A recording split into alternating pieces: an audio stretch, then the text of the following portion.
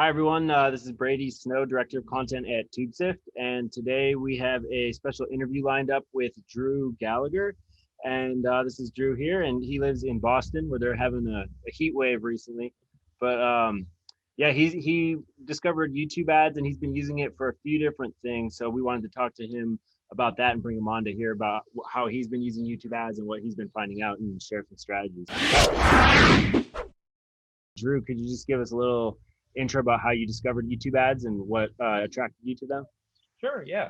So I started about a year ago just diving into digital marketing. I was really interested in my music and promoting it, but I didn't know how to do that. I played pop punk music, and that genre is slowly coming back, but it hasn't been popular for a while. So blowing up organically is really hard on a lot of the platforms with that genre. So I wanted to look into a predictable way to grow that. And so I took some marketing courses, took some high ticket stuff, and I started promoting affiliate products as well as digital agency services just to learn how to do it and make some money on the side. I'm still doing some of that. But now I primarily use YouTube ads to promote my music, and I drive people to my channel and try to build an email list because one day I want to be able to tour.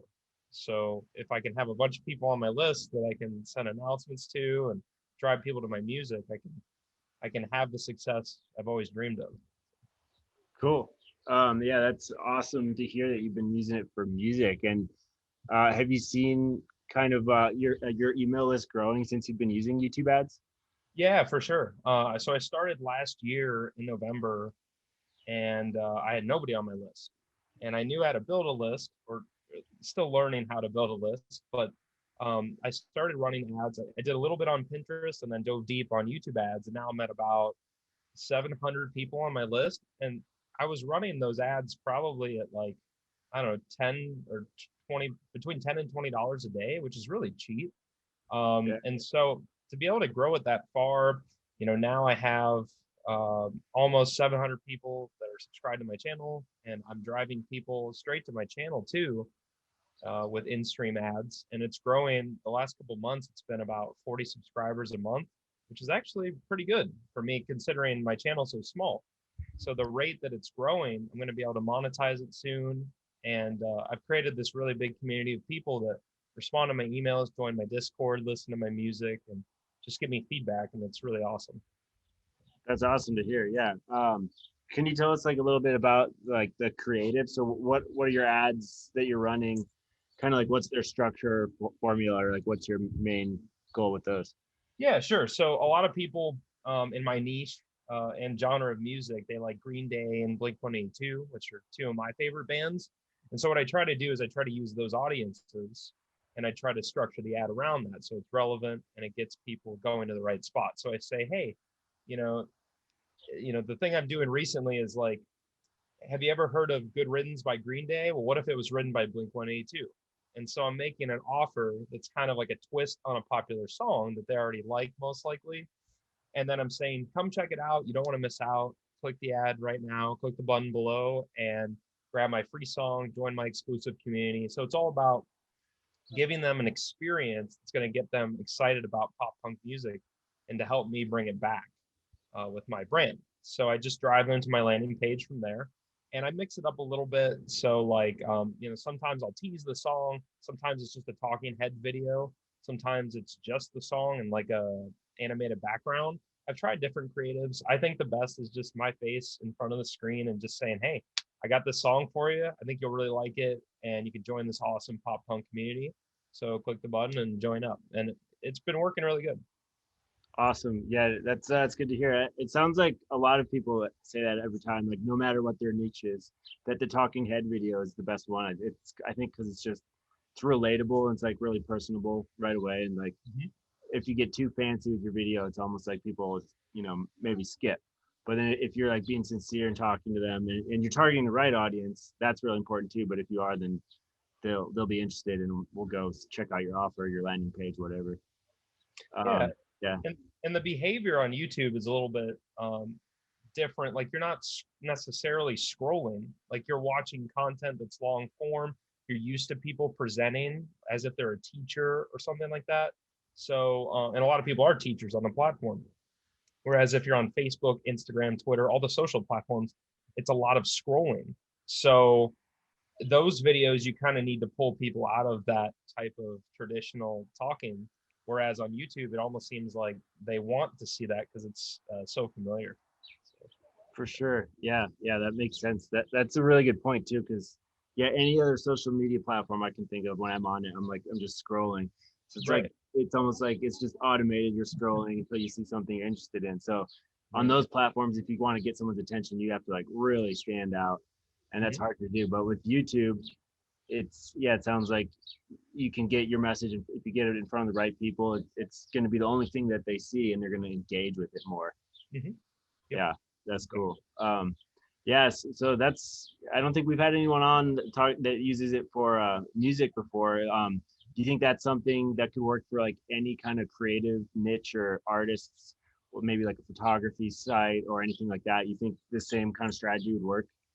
Yeah, for sure. One of the challenges with music, like a lot of people discover music on YouTube, and it's usually like on placements and stuff, but it's not easy to come up with audiences to tailor necessarily all the time, just because it's keyword based, and people are usually they know who their band is. They're not necessarily like when they like if you look up Green Day, it's such a massive audience, or Blink-182, it's such a massive audience because they're big bands. So like you might get a broader audience, but whereas you pick something like how to do acrylic art, or how to take photos outside with good lighting. Those are very specific searches, and so as a result you can gather those audiences through intent audiences or affinities a lot easier, I think, and you can actually potentially deliver better results right away. And so yeah, I think the arts is huge. It's very visual.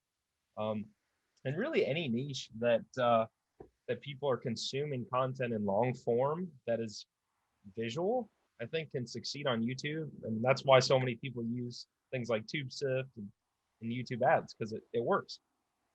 Mhm. For sure. Yeah. So you use TubeSift when you run your ads. Can you tell us like a little bit about that and how you found it?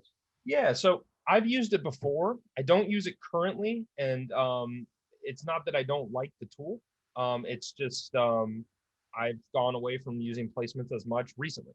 But when I was using it heavily, I took the training course. I tried to learn about YouTube ads. I had somebody that was a mentor that shared it with me and said he was using it for his. So I wanted to gather placements. I was actually running an affiliate marketing offer for a make money online product. And a lot of people do that. And one of the ways that you get really hyper targeted traffic is by using a tool like TubeSift.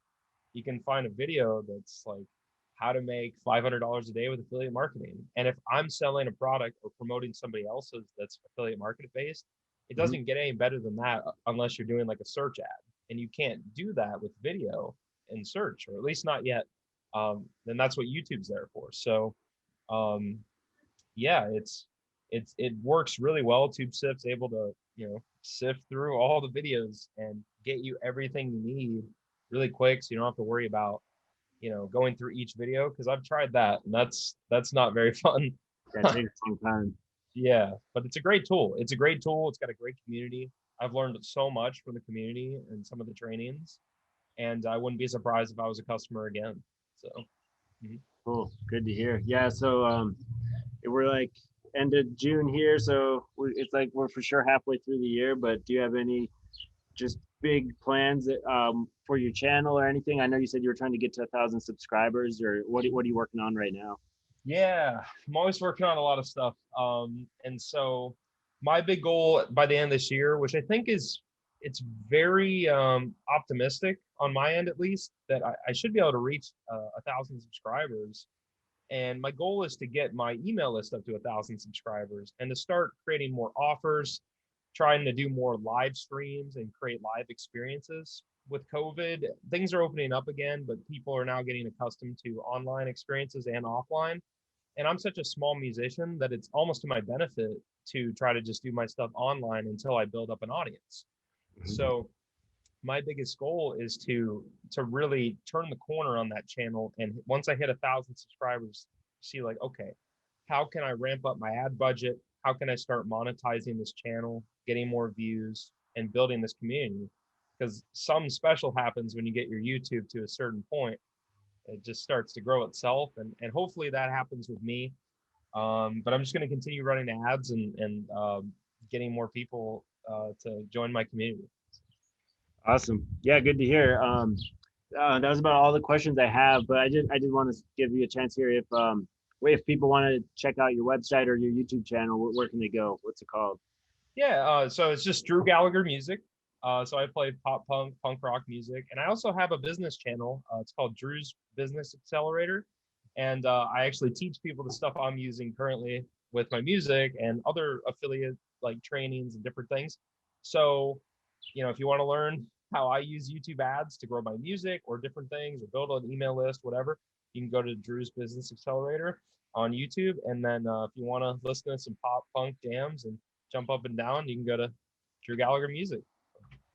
Awesome. Thanks. Yeah, we'll be sure to link to both of those on this blog post. So those will be in the links below, everyone that's watching.